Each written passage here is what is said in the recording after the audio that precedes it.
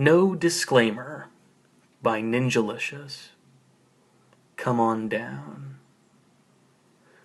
On many urban exploration websites, you'll see a disclaimer to the effect of, "This site is for entertainment purposes only. Trespassing is bad. Do not try this at home." It's tempting for me to throw one of those disclaimers on this site too, just to be on the safe side, but I can't quite bring myself to do it. I don't think there is anything wrong with urban exploration, at least not the type described here and on 95% of the other sites on the internet, and I can't pretend I do. Genuine urban explorers never vandalize, steal, or damage anything. We don't even litter. We're in it for the thrill of discovery and a few nice pictures, and probably have more respect for and appreciation of our city's hidden spaces than most of the people who think we're naughty. We don't harm the places we explore. We love the places we explore. While it's true that some aspects of the hobby happen to be illegal, it's important not to confuse the words illegal and immoral. Laws against trespassing are like laws against being out after curfew. People get into trouble not for actually doing anything harmful, but simply because the powers that be are worried that they might. Nor is exploration illegal simply because it's dangerous.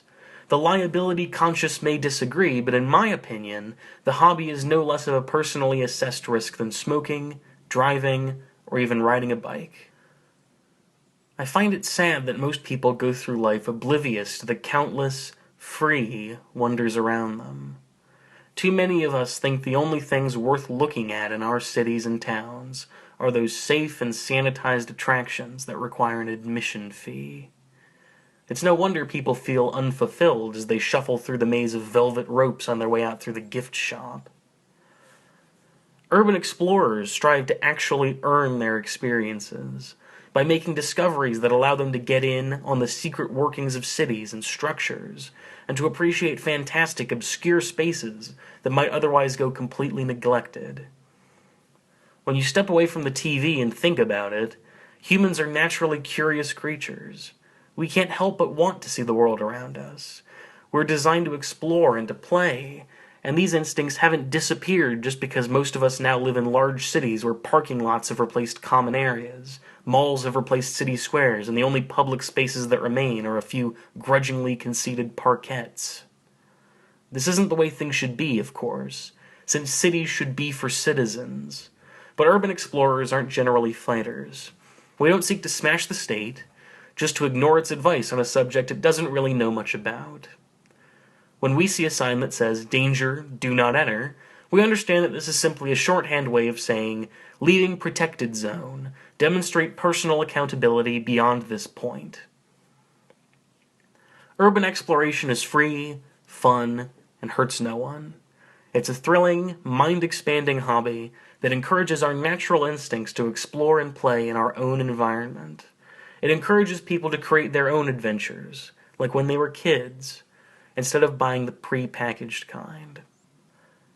And it nurtures a sense of wonder in the everyday spaces we inhabit or pass by that few local history books could ever hope to recreate. I've had some of the best moments of my life while exploring, and I can't recommend the hobby enough.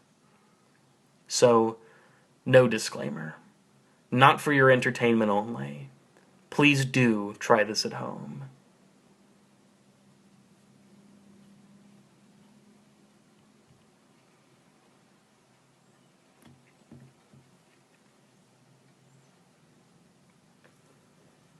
Warning Signs. A Guide to Ignoring Them by Ninjalicious. Many of the most fascinating and fun exploration sites on Earth are not guarded by locks, cameras, or security guards. Often all that lies between a merry band of infiltrators and exploration paradise is a simple, two-dimensional warning sign. A warning sign which cruelly informs all who gaze upon it that it holds no love for them. They are unwelcome. Whatever lies behind the sign is too good for them. Though our eager explorers would think nothing of parking beside a no parking or employee parking only sign and later claiming that they didn't see it, or didn't think that the sign applied to them, they would never think of taking such a chance here. And so, Though our explorers have never signed any document agreeing to obey all signs they may encounter, they brush off a tear and turn away. Well, no more. We have allowed these signs to oppress us for too long. It's time to do some serious disregarding. Fire exit. Building codes require that every floor of a building be connected to an unlocked exit via stairs. This is excellent news for urban explorers, since it allows us to get places the elevator doesn't go, and gives us a way out if there's any trouble. Unfortunately, some buildings aren't too keen on people using their stairs.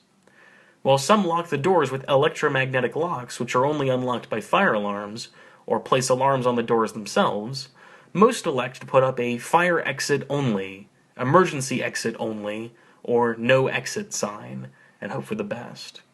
If doors such as these are not connected to the door frame via wires, usually at the top of the door, the sign is probably bluffing. If an alarm has been installed, the sign will almost certainly boast of this fact, because those alarm systems are expensive, and chicks dig them. Notice: no trespassing. Well, duh. This is like writing "no cheating" at the top of a rules sheet. Of course there's no trespassing. That's why you're just here looking for the washroom, or the payphone, or your friend. That's why you're only walking down the main corridor and making sure you don't actually go into any of the rooms, because that would be trespassing, and trespassing is just plain bad. Danger: do not enter.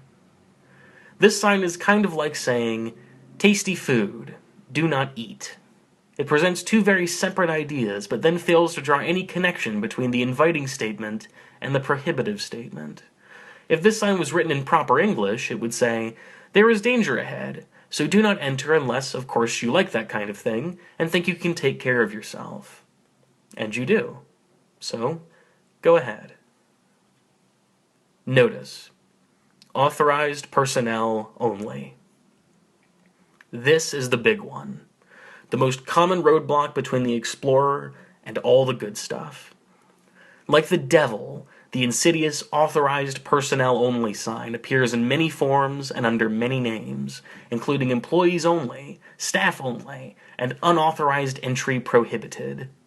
The signs which require authorization are quite vague, as they never state who exactly has to do all this authorizing. But I've had jobs where I was allowed into the authorized personnel only areas, and since I swore no oath to uphold the sacred traditions of the authorized, I feel no qualms about hereby authorizing all who read this article to access any area which they feel like accessing. Now you're authorized. If you're ever questioned in an authorized personnel only area, you can claim that your authorization came from any source: a person at a help desk, whose name you can't remember, an employee who was there just a second ago, or even some other friendly visitor to the area who didn't know any better. Employee-only and staff-only areas really only exclude the unemployed. If you have any sort of job at all, even just the occasional bit of babysitting, you can enter these areas with a clear conscience. If questioned, though, you might want to claim indirect employment with the establishment. Claiming direct employment is risky, because the Inquisitor might know all the employees, or be just a phone call away from finding out. Indirect employment is usually harder to trace. Depending on the situation, you can claim you are a volunteer, a messenger, a delivery person, an employee of one of the restaurants in the establishment's food court, etc.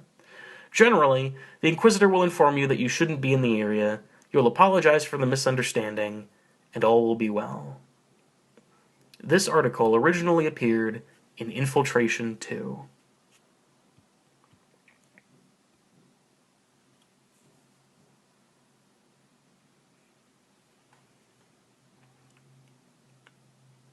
Looking Out for You by Ninjalicious. We're looking out for you, boasts a cheerful poster at a suburban shopping mall, the powers that peak exulting in their triumph over the guests' personal liberties. No one seems to mind. They're used to it. Over the past decade, closed-circuit security camera systems have fallen drastically in price and increased enormously in popularity. The term closed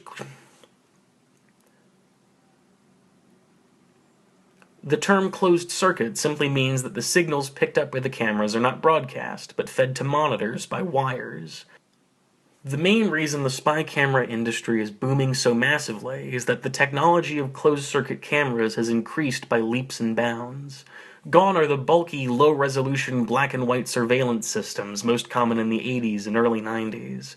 Typical now are high-resolution, full-color systems that function with cameras that fit in the palm of one's hands.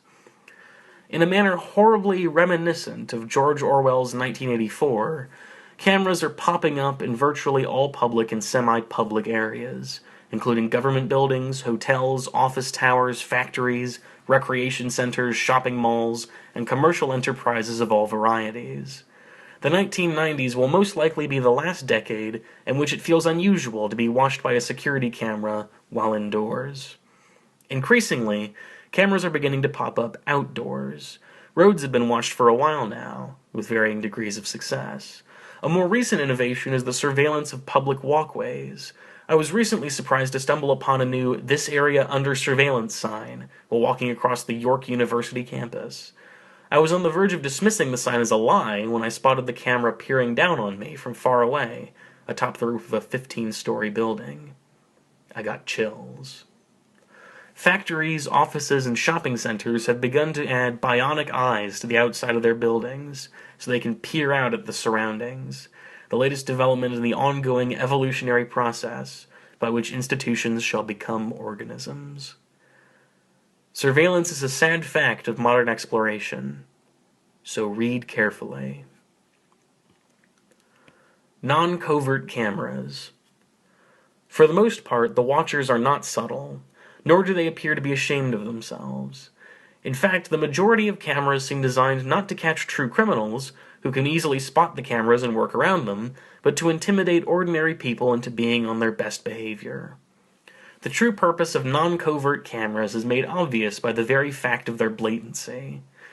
One of the most obvious examples is the incredibly popular tinted dome camera, which comes in a wide variety of shapes and sizes for mounting on walls or ceilings. Dome cameras give the impression of constant 360-degree surveillance, but usually just contain a normal camera looking in one direction and struggling to peer through the tinted glass. In unusual lighting conditions, one can see where the camera inside a dome is pointing, and sometimes the camera is aimed at a blank wall or staring off into space. Who knows if these cameras are turned on, or if they're even real? Almost as bad are big, bulky, hanging cameras. In this age of cheap, miniaturized electronics, these ludicrous relics serve no purpose other than to exclaim their presence in the most obvious way possible. Sometimes these will also feature blinking LEDs, or even an accompanying monitor to further demonstrate the fact that all who pass are being watched. Only slightly less blatant than dome cameras and bulky hanging cameras are ceiling-mounted cameras, which are possibly the most common variety. These cameras hang from the ceilings inside triangular casings, and often feature a red LED just to make sure they aren't too subtle. An important skill for any urban explorer to acquire is camera awareness. One should always know when one is being watched by a non-covert camera. Basically, it's a simple matter of keeping your eyes on the ceiling, as that's where almost all cameras are installed. For practice, play Spot the Camera whenever you're out and about. You may be amazed. Covert cameras. Covert cameras are the next big thing. Currently being pitched by surveillance companies across Canada and the United States, these cheap, miniaturized spy cameras encourage paranoid shopkeepers and paranoid bosses to install systems that will breed paranoid customers and paranoid employees. Covert cameras are even more sinister than their sister species. Whereas non-covert cameras exist largely to intimidate and create fear, covert cameras are truly designed to gather images and information which private citizens would prefer to keep to themselves. Criminals aren't the real targets of these cameras. Companies such as 00711 Security pitch such merchandise as mirror cameras, smoke detector cameras, emergency light cameras, motion detector cameras, clock cameras, phone cameras, even duck picture cameras, recommending employers use them to keep an eye on employees and homeowners use them to keep an eye on babysitters. The smoke detectors don't actually work, incidentally, but at least you'll be able to capture the house burning down on film. Here's a secret not widely known. All bank machines have cameras behind their screens, and every transaction is recorded on film. TVs that watch people. What a strange concept. In a world where a quality closed-circuit camera is the size of a microchip, it's almost impossible for us to ever be sure we aren't being watched. Don't abandon all hope. Of course, none of this is to say that you should become so paranoid that you never again do anything outside the privacy of your own darkened bathroom. To a tremendous extent, cameras exist not to monitor, but to create an impression of monitoring.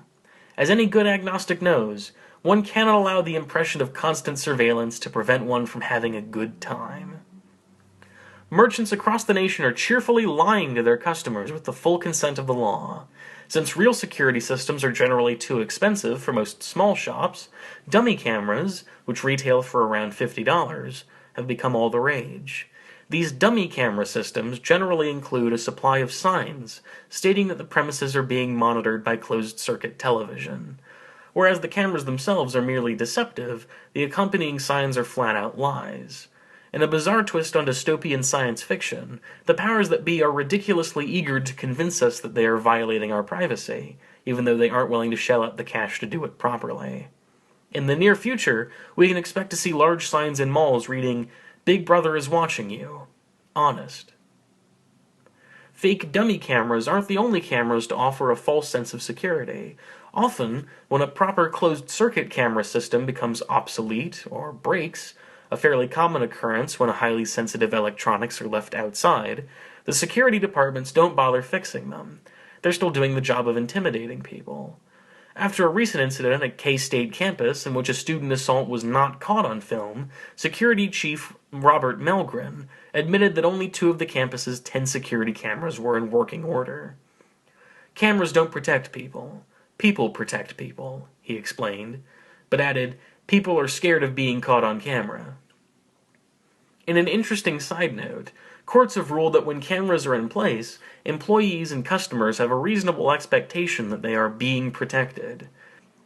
If someone is injured during a crime in an area protected by dummy cameras, the employer could very likely lose a costly security negligence lawsuit. Many fully functional cameras are really nothing more than dummy cameras. It is quite rare for an institution to have more than one person watching its closed-circuit televisions at any one time. In many situations, no one is assigned to watch the monitors, as employers may view it as a waste of manpower, and employees view it as a tremendously mind-numbing chore. Think of all the unmonitored camera banks you've seen yourself. It's incredibly rare for someone to actually sit and do nothing else but watch the monitors. Further, often one monitor flips between the input of a dozen cameras. This means that one has a 1 in 12 chance of being seen, if anyone's watching. This article originally appeared in Infiltration 3.